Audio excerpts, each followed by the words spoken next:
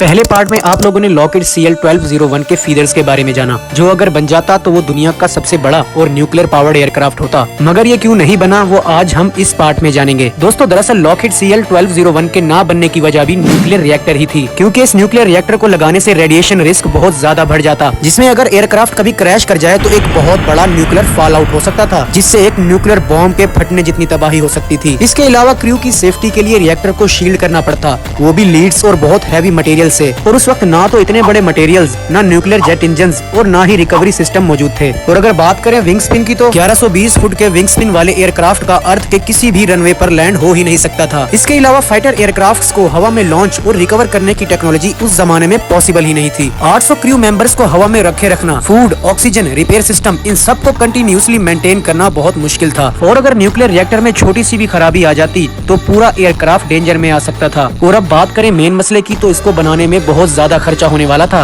एक CL-1201 को बनाने का खर्चा 1960 में $2 बिलियन एस्टिमेट हुआ था, और आज के टाइम में वो 15 से 20 बिलियन डॉलर बनता है। इसीलिए यूएस एयरफोर्स और गवर्नमेंट ने तो बोल दिया था, it's too expensive for a project that might never fly. और वैसे भी 1970 तक ICBMs यानी इंटरकॉन्टिनेंटल बैलिस्टिक मिसाइल और सैटेलाइट्स आ गए थे, जिन्होंने लॉन्ग रेंज बॉम्बिंग और सर्विलेंस के लिए CL-1201 जैसे फ्लाइंग बेस की जरूरत ही खत्म कर दी थी। दोस्तों, इन्हीं वजहों की वजह से लॉकहीड CL-1201 के प्रोजेक्ट को कैंसिल कर दिया गया था, और ये कॉन्सेप्ट सिर्फ एक ब्लूप्रिंट और ड्राइंग ही बनकर रह गई थी। और अगर आप इससे रिलेटेड मोर वीडियोस देखना चाहते हैं तो चैनल को सब्सक्राइब जरूर कर देना।